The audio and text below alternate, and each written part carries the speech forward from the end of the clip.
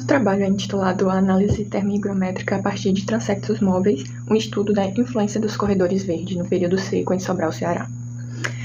Os autores sou eu, Isabela Gomes Parente, a Maria Antônia Xavier Soares, a Lorena Franklin Pinto e o professor Dr. Jander Monteiro Barbosa.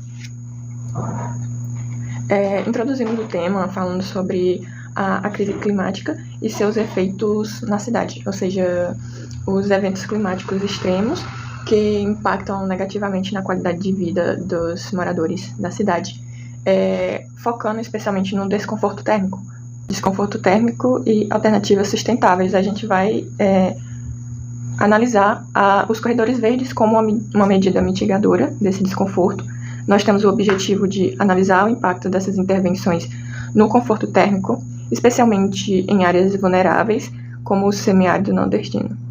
A justificativa, a gente apresenta essa pesquisa como grande relevância no contexto do semiárido, uma vez que vai permitir avaliar se tais intervenções realmente vão contribuir para minimizar esse desconforto térmico, e acredita-se hipoteticamente que tais áreas verdes e com presença de corpo hídrico vão sim minimizar o desconforto térmico, produzindo um microclima específico e arrefecendo tais localidades em torno. Os materiais e métodos, começando pela área de estudo. A pesquisa vai abordar a análise dos corredores verdes em vias urbanas de Sobral, situada na região semiárida nordestina. Em 2018, a Prefeitura criou um plano de arborização, o PAS, envolvendo a participação popular, visando adaptar a vegetação ao clima local e evitar a supressão vegetal. Ou seja, essas medidas mitigadoras não iniciaram somente com os corredores verdes, ele é mais um do plano de melhoria da qualidade de vida da cidade de Sobral. Enfim, é uma cidade localizada no semiárido, ou seja, ela já tem tendência a ter essas altas temperaturas e baixa umidade, mas o processo de urbanização, que não foi planejado, não foi pensado para a qualidade de vida dos cidadãos. Os equipamentos, a gente realizou transectos móveis no período seco, no dia 23 de novembro de 2023, utilizando 2 dataloggers posicionados em abrigos de madeira da coloração branca, com o propósito de registrar a temperatura e a umidade associada aos transectos, que foram realizados às 6 horas, às 3 horas da tarde e às 8 horas da noite. Aferições foram realizadas em 179 pontos, com e sem corredores verdes, que é justamente para comparar se esses corredores verdes estão sendo eficientes ou se eles estão da mesma forma dos pontos que não há corredores. Além disso, a gente também utilizou o software Avenza Maps para desenhar o trajeto da rota do transecto. E após o registro dos dados, também houve a tabulação para facilitar o emprego da estimativa do índice de desconforto térmico humano. E o que é esse índice? Ele serve para avaliar as condições de conforto térmico. É uma proposta de Thom, de 1959, e ele é obtido através dessa equação do IDT. Na equação, até a temperatura do ar expressa em graus Celsius, e o R é a umidade relativa do ar, e para a caracterização do nível de desconforto, utilizou-se a classificação apresentada por Santos em 2011 e adaptada para regiões tropicais. Aqui podemos ver que o IDT ele vai considerar confortável quando o valor da equação der menor que 24, parcialmente confortável entre 24 e 26, desconfortável entre 26 e 28 e muito desconfortável acima de 28.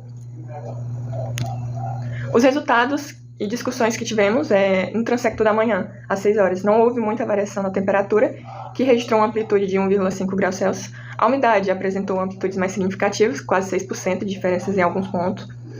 E com relação ao IDT, esse ficou entre a faixa de 23,66, que foi o índice mais baixo registrado, e 24,88, que foi o índice mais elevado verificado, registrado em mais de um ponto. Desse modo, os níveis de desconforto figuraram na faixa do confortável e parcialmente confortável.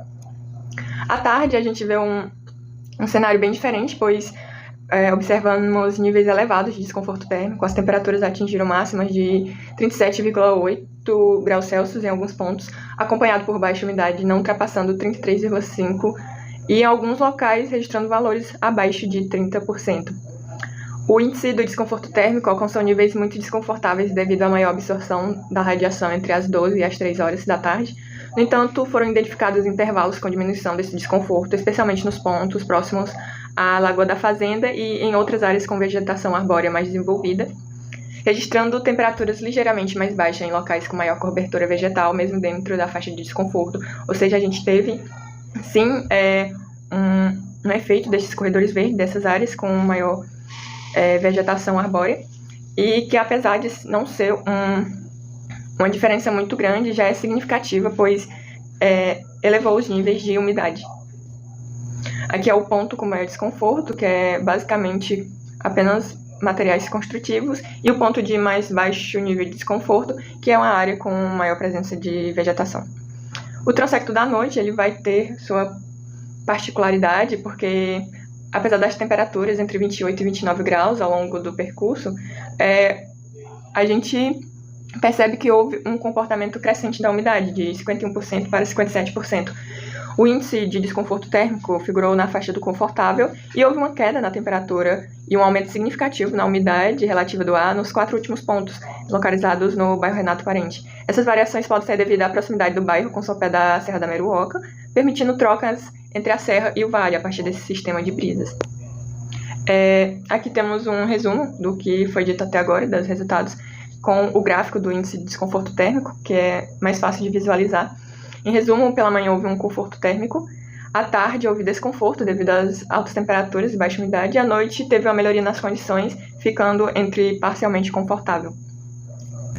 A conclusão é que, embora a redução do desconforto térmico seja tímida durante o período seco, a presença desses corredores aumenta a umidade relativa do ar, o que já é bem significativo. E também a gente destaca a importância da manutenção e da expansão dessas áreas verdes, enfatizando a necessidade de políticas públicas e investimento no urbanismo sustentável, aliados com as diretrizes legais do Estatuto das Cidades. A gente enfatiza a importância dessas políticas públicas voltada para a melhoria da qualidade de vida na cidade, especialmente no conforto térmico, que afeta bastante, principalmente na cidade de Sobral, que é semiárido, então já apresenta essas temperaturas altas e baixas umidades. E por fim, destacamos o esforço Sobral na criação desses corredores verdes e parques urbanos, que são de suma importância para a cidade e que também vão se configurar com outros benefícios, como servem como um espaço de lazer, melhorando a qualidade de vida física e mental, ressignificando esses espaços que anteriormente eram apenas espaços cinzas, sem a presença de vegetação.